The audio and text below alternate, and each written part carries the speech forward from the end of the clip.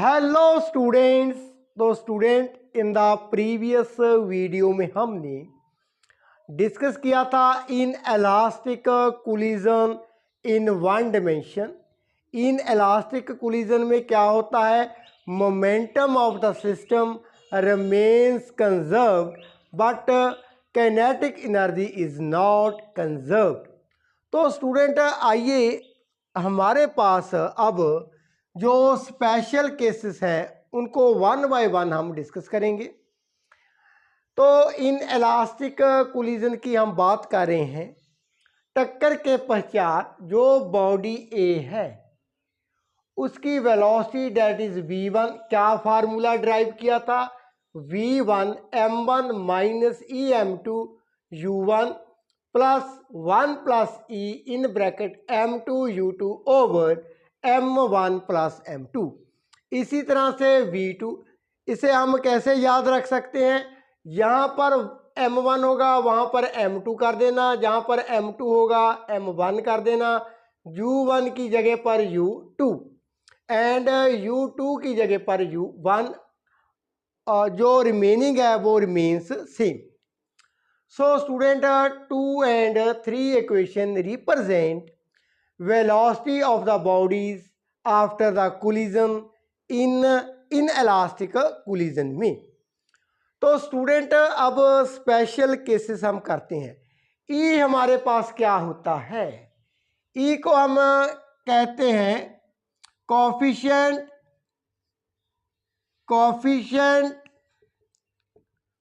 Of restitution coefficient of restitutions. Now student पहली बात हम करते हैं, यदि कोलिजन, ये तो हमने इन इलास्टिक कोलिजन के लिए रिलेशन फाइंड किया है, यदि कोलिजन इलास्टिक इन नेचर हो, फॉर इलास्टिक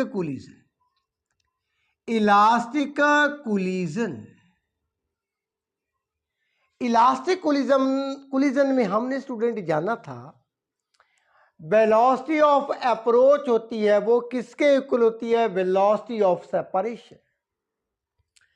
दैट मीन्स ई की वैल्यू कोफिशिएंट ऑफ रेस्टिट्यूशन उसकी वैल्यू 1 होती है।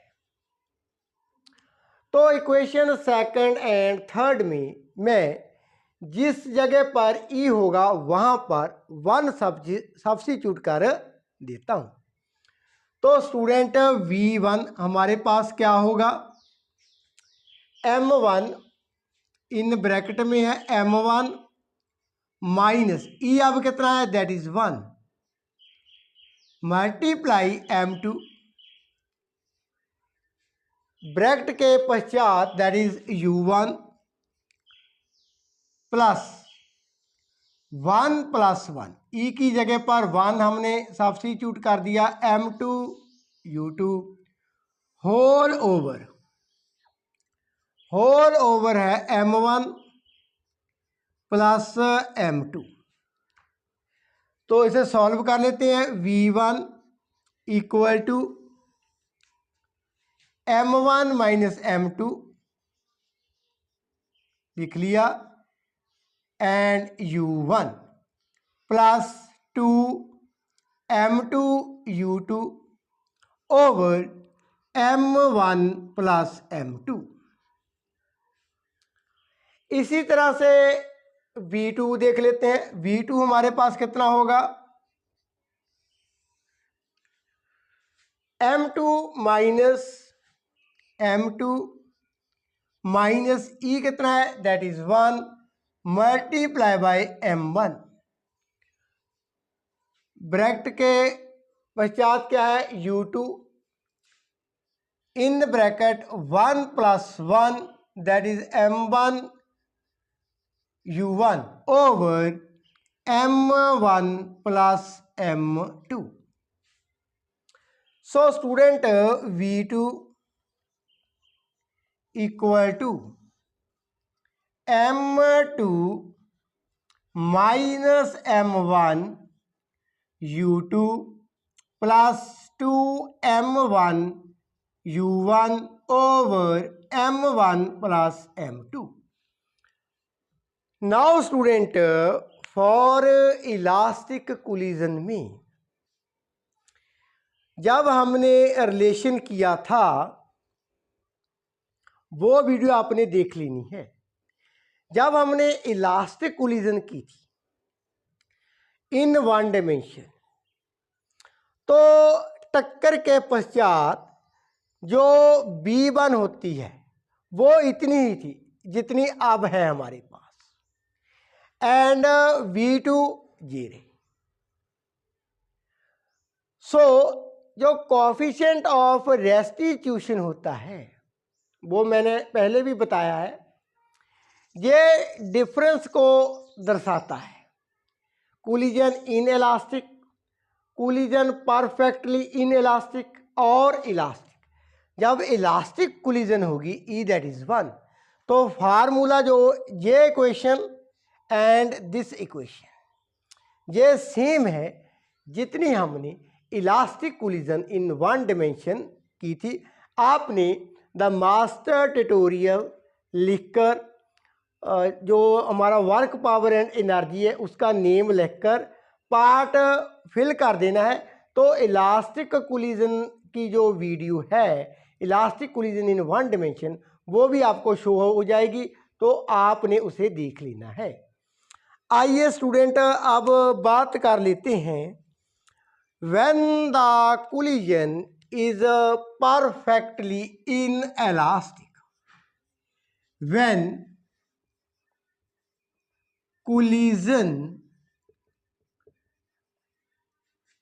when the collision is perfectly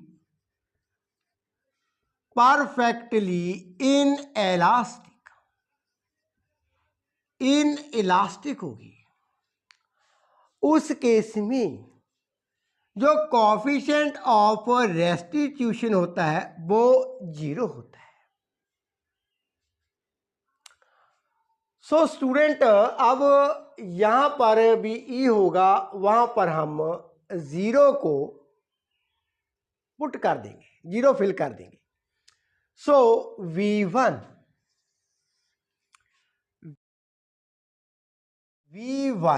ये देखते हैं कितना बनता है। In bracket M1 minus 0 multiply bye M2 U1 plus 1 plus 0 M2 U2 over M1 plus M2। Now students ये टर्म क्या बन जाती है? 0 बन जाती है। सो रिमेनिंग क्या है? V1 M1 U1 इसके साथ multiply U1 plus M2 U2 over M1 plus M2। इसी तरह से इक्वेशन थर्ड में E की वैल्यू को 0 पुट कर देते हैं, तो यहाँ पर लिख लेते हैं that is V2 equal to क्या है हमारे पास? पहले M2 minus 0 multiply by M1 U2 plus 1 plus 0 that is M1 U1 over M1 plus M2। So student V2 equal to ये 0 that is M2 U2 plus M1 U1 over M1 plus M2। इसे थोड़ा सा ऐसे भी लिख ले, इसको आगे लिख ले, इसको पीछे लिख लेते हैं। V2 M1 U1 plus M2 U2 over M1 plus M2। इस इक्वेशन को देखें एंड इस इक्वेशन को देखें B1 को। m1u1 m1u1 plus m2u2 plus m2u2 over m1 plus m2 over m1 plus m2। Right hand side equal है, that means left hand side equal means v1 equal to v2। So for in perfectly inelastic collision में टक्कर के पश्चात दोनों bodies, जो target body होती है and incident जो बॉडी होती है, stick together, you are looking on the screen, वो एक दूसरे के साथ चिपक जाती हैं। दैट मीन्स चिपकने के पश्चात वो दोनों एक ही वेलोसिटी के साथ मूव करने लगती हैं। ये तो बात थी स्टूडेंट जब हमने ई की वैल्यू को यूज़ करते हुए elastic and perfectly inelastic collision की बात की है। किन इक्वेशन से की है? When the collision is in elastic in nature, वो हमने 2 and 3 इक्वेशंस फाइंड की थी। अब आते हैं मेन टॉपिक पर। जो इक्वेशन सेकंड एंड थर्ड है means the in elastic collision in one dimension में, अब इनके आगे और कौन कौन से केसेस बनते हैं वो डिस्कस करते हैं। जैसे हमने elastic collision in one dimension में 1 by 1 स्पेशल केसेस डिस्कस किए थे, अब मैं वही cases in elastic collision in one dimension में डिस्कस करने जा रहा हूं। तो आइए 1 by 1 उनको भी डिस्कस कर लेते हैं। सो स्टूडेंट, पहला केस है when the two bodies are of equal masses, means जो इंसिडेंट बॉडी है एंड जो टारगेट बॉडी है, यदि इन इलास्टिक कोलिजन में दोनों ही बॉडीज का मास सेम हो, that means m1 equal to m2 equal to m, हमने m मान लिया, से m। अब क्या होगा, इक्वेशंस कैसी होगी? v1 हमारे पास है इक्वल टू m1 की जगह पर अब m लिख लिया माइनस e, यहाँ m2 है वहाँ भी m, इन ब्रैकेट के पश्चात दैट इज u1, ये इन ब्रैकेट है। सो again 1 plus e m, that is u2 over m plus m, m1 की जगह पर m, m2 की जगह पर m।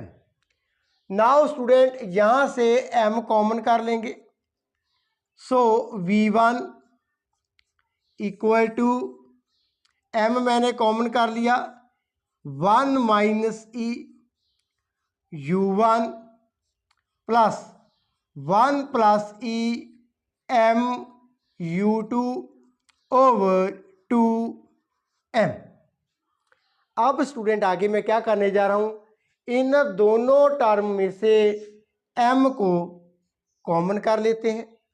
So v1 equal to m common लिख लिया bracket 1 minus e u1 1 plus e u2 bracket close over that is 2m। m के साथ m को मैंने कैंसिल कर दिया। So v1 equal to 1 minus e u1 plus 1 plus e u2 over that is 2। इसे मान लेते हैं इक्वेशन नंबर 4।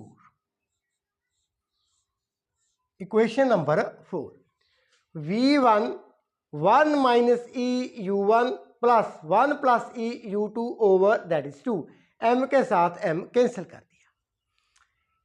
इसी तरह से स्टूडेंट हम आगे की इक्वेशंस देख लेते हैं, दैट इज v2। अब v2 कितनी होगी, V2 इक्वल टू लिख लेते हैं m minus e m, that is U2, 1 plus e, that is m U1 over m plus m. So V2 equal to, यहां से m को कॉमन कर लिया, m 1 minus e U2, 1 plus e m U1 over 2m. So again same procedure, m दोनों term में से common कर लेते हैं, V2 इक्वल टू m बड़ी ब्रैकेट लिख लेते हैं, 1 minus e U2, 1 plus e U1 over 2m. m के साथ m cancel, V2 equal to 1 minus e U2, 1 plus e U1 over 2. इसे मान लेते हैं इक्वेशन नंबर 5. सो स्टूडेंट, अब हमारे पास इक्वेशन 4 एंड 5 क्या रिप्रेजेंट करती हैं? टक्कर के पश्चात बॉडी ए जो मानी है, बॉडी ए की वेलोसिटी मींस इंसिडेंट जो बॉडी थी, एंड V2 किसकी वेलोसिटी है? टारगेट बॉडी की, मींस द बॉडी बी. अब स्टूडेंट फर्दर आगे केस डिस्कस करते हैं. यहां तक क्या था? जब दोनों ही बॉडीज का मास सेम हो, इन इलास्टिक कोलिजन में उन दोनों की वेलोसिटी क्या होगी टक्कर के पश्चात, वो इक्वेशन 4 एंड 5 के साथ हमने रिप्रेजेंट कर दी है. आइए आगे और केसेस देख लेते हैं. अब स्टूडेंट मैं बात करने जा रहा हूं, जब target body is at rest. अब याद रखिएगा, दोनों बॉडीज का मास अभी सेम नहीं है. ये जो टारगेट बॉडी है, यदि वो रेस्ट पर हो, अब रेस्ट पर हो दैट मीन्स इसकी जो इनिशियल वेलोसिटी है दैट इज U2, वो कितनी होगी? 0 होगी, because the target body means the body B is at rest. तो अगेन हम इक्वेशन सेकंड एंड थर्ड को यूज करते हैं. यहां भी U2 होगा, मैं वहां पर 0 को पुट कर दूंगा. So students, V1 equal to B1 equal to क्या होगा? M1 minus e coefficient of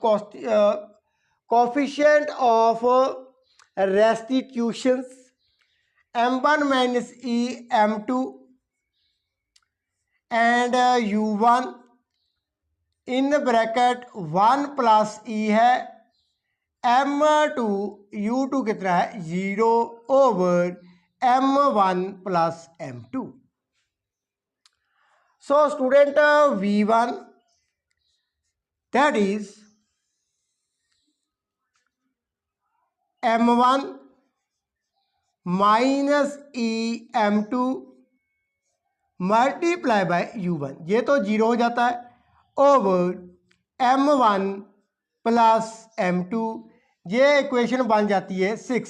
पहले हमने 3 एंड 4 5 भी लिख ली थी. 3 जो है, 4 एंड 5 वो थी जब बॉडीज का मास क्या था? सेम था. अब दिस इज इक्वेशन नंबर 6, इसको हम फर्दर यूज करेंगे. सो V1 M1 minus e M2 U1 over M1 plus M2. इसी तरह से इक्वेशन 3 में U2 की वैल्यू 0 पुट कर देंगे. सो स्टूडेंट, V2 हमारे पास देख लेते हैं क्या बनता है. M2 माइनस ई M1, M2 माइनस ई M1, ये लिख लिया.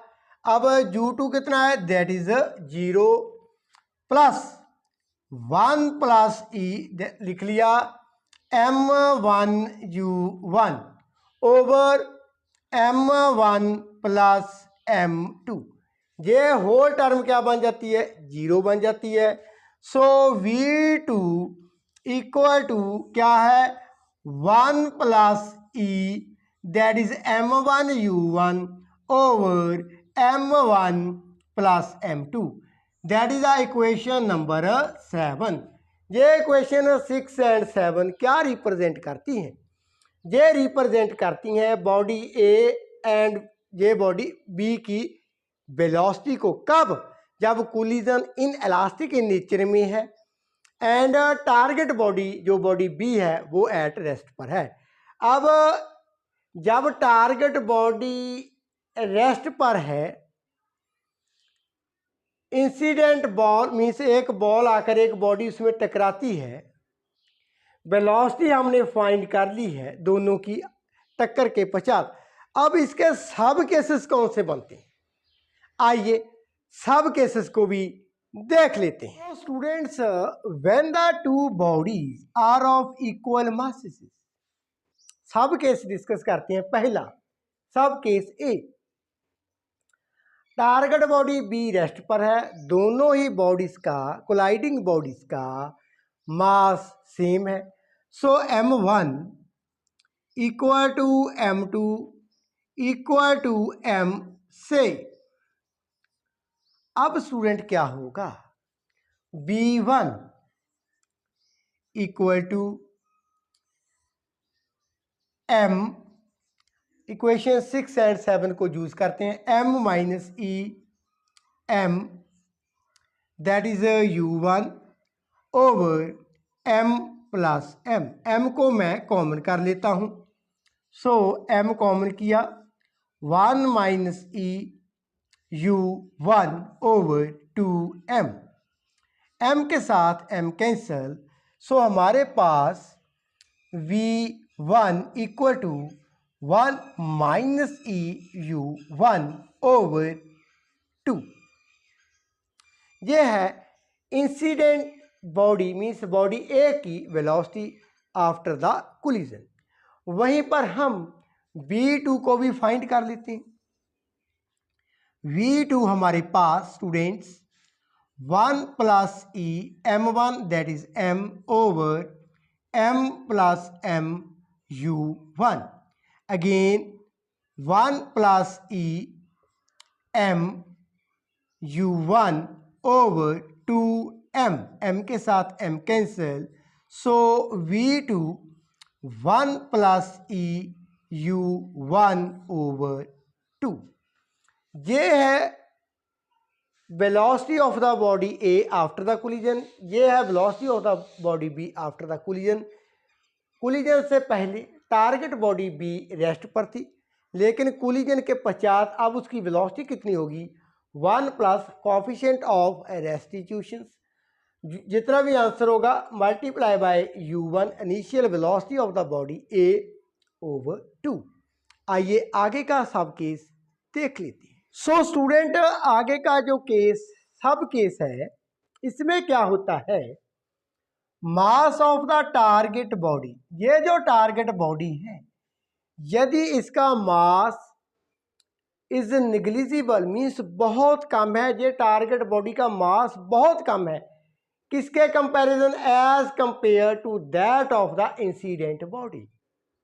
इंसिडेंट बॉडी जिसने टक्कर की है टारगेट बॉडी के साथ, टारगेट बॉडी का मास उसके कंपैरिजन क्या है, बहुत कम है। इसका मास बहुत ज़्यादा है, इसका मास बहुत कम है। सो टारगेट बॉडी का मास कितना है, m2, very very less than m1, means जो m2 है इसे हम नेगलेक्ट कर सकते हैं, इसे हम छोड़ सकते हैं। तो यदि ऐसा हो, जब टारगेट बॉडी रेस्ट पर भी हो एंड उसका जो मास है वो बहुत कम हो as compare to the body A, तब क्या होगा, वेलोसिटी कितनी होगी। सो v1 इक्वल टू, अब m1 है minus em2, em2 means m2 approximately equal to, हम जीरो मानकर चलेंगे, छोड़ दिया है, नेग्लेक्ट कर दिया है। सो इस टर्म को हमने छोड़ दिया। So v1 equal to m1 multiply by u1 over m1 plus m2, m1 plus m2। अब m2 तो अप्रोक्सीमेटली जीरो के इक्वल है, छोड़ देते, जीरो ही मान लिया। सो m1 में यदि हम जीरो को ऐड करते हैं, मीन्स जीरो से थोड़ा सा बड़ा ले लें, so that is again m1। So in the denominator we have m1, m1 के साथ m1 cancel, v1 equal to u1। जब टारगेट बॉडी रेस्ट पर होगी, टक्कर के पश्चात उसकी वेलोसिटी कितनी होगी, जितनी वेलोसिटी टक्कर के पहले बॉडी ए की थी। टक्कर के पहले जो इंसिडेंट बॉडी थी उसकी जितनी वेलोसिटी थी, टक्कर के पश्चात बॉडी बी जो रेस्ट पर थी, जिसका मास नेग्लिजिबल था as compare to the body A, उसकी वेलोसिटी उतनी बन जाती है, कितनी, जितनी टारगेट इंसिडेंट बॉडी की वेलोसिटी थी उतनी ही टारगेट बॉडी की वेलोसिटी बन जाती है टक्कर के पश्चात, v1 इक्वल टू u1। आइए इसी तरह से टक्कर के पश्चात v2 कितनी होगी। v2 किसकी वेलोसिटी है, velocity of the body A after the collision, जो बड़ी वाली है, जिसका मास ज्यादा था, लार्ज था। सो 1 plus e that is m1 and multiply by u1 over m1 plus m2 that is again, हमारे पास क्या है, m1 plus m2 that is m1, m1 के साथ m1 cancel, v2 1 plus coefficient of restitution multiply by initial velocity of the body A. So आइए student आगे third case, सब case को देख लेते हैं। Now student last sub cases of this topic, when the mass of the incident body, जिसने टक्कर उसके साथ करनी है विद द टारगेट बॉडी, जो इंसिडेंट बॉडी है उसका यदि मास बहुत कम हो, नेग्लिजिबल, किनके comparison, as compare to that of the target body. इस केस में टारगेट बॉडी का मास बहुत ज़्यादा है, बड़ा है, as compare to the incident body. तो इस केस में मास of the incident body very very less then mass of the target body. तो हम m1 को क्या करेंगे, नेग्लेक्ट करेंगे, m1 को क्या करेंगे, नेग्लेक्ट करेंगे, छोड़ देंगे, अप्रॉक्सीमेटली इक्वल टू जीरो। अब v1 कितना होगा, वेलोसिटी इंसिडेंट बॉडी की आफ्टर द कोलिजन, टक्कर के पश्चात जो इंसिडेंट बॉडी है उसकी वेलोसिटी कितनी होगी। यहाँ पर m1 हमने नेग्लेक्ट कर दिया, so minus em2 u1 over, ये तो जीरो हो जाता है, एंड m1 प्लस m2। अब m1 क्या है, निग्लिजिबल है, निग्लिजिबल को हमने ऐड किया, means near about the zero. m2 बहुत लार्ज है इसका mass comparison to body A, comparison to body A, m2 mass body B का, m1 मास बॉडी ए का, m1 बहुत कम है, so approximately equal to m2। So m1 plus m2 की जगह पर हम m2 लिख लेते हैं, m2 के साथ m2 cancel, v1 minus e u1। तो इन इलास्टिक कोलिजन में जब टारगेट बॉडी बड़ी होगी मीन्स उसका मास ज़्यादा होगा, बड़ी का मीन्स मास लार्ज है as compare to the incident, तो इंसिडेंट बॉडी नेगेटिव साइन क्या शो करता है, रिबाउंड, बैक हो जाएगी। क्या हो जाएगी, बैक हो जाएगी। टक्कर के पश्चात ये क्या है, विपरीत दिशा में मूव करने लगेगी। वहीं पर V2 कितनी होगी, that is 1 plus e, m1 बहुत छोटा है, u1 over m1 plus m2 that is m2। यहां पर देखिए स्टूडेंट, m1 बहुत कम है एज कंपेयर टू m2, तो किसी बड़ी वैल्यू के साथ जब छोटी वैल्यू को जो बहुत ही कम हो तो अप्रोक्सीमेटली हमारा आंसर क्या होता है, बहुत छोटा होता है। सो V2 अप्रोक्सीमेटली इक्वल टू 0। तो प्रैक्टिकली क्या होगा, जो बॉडी B है जिसका मास लार्ज है as compare to the incident body, तो body B remains at rest. वहीं पर इंसिडेंट बॉडी जिसका मास बहुत कम था as compare to the target body, वो क्या हो जाती है, रिबाउंड हो जाती है, पीछे को आने लगती है। तो ये तो था student in elastic collision in one dimension. इनके हमने डिफरेंट केसेस को डिटेल में डिस्कस कर लिया है। अब इन्हीं को हम फर्दर इनके बेस हम न्यूमेरिकल करेंगे। तो ये जो फार्मूले हमने डिराइव किए हैं उनमें हम ये फार्मूलों को यूज़ करेंगे।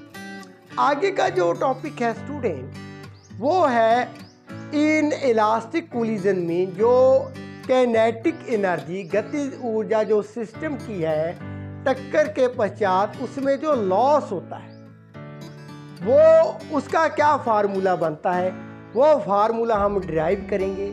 टॉपिक थोड़ा सा डिफ़िकल्ट है तो मैं कोशिश करूँगा इस टॉपिक को थोड़ा सा इजी वे के साथ एक्सप्लेन करने का। हम ब्रीफली एक्सप्लेन करेंगे। यदि इस टॉपिक में any doubt, any question in your mind, you can ask me in the comment section. Please channel को सब्सक्राइब कर देना, वीडियो को शेयर कर देना। Thank you so much for watching.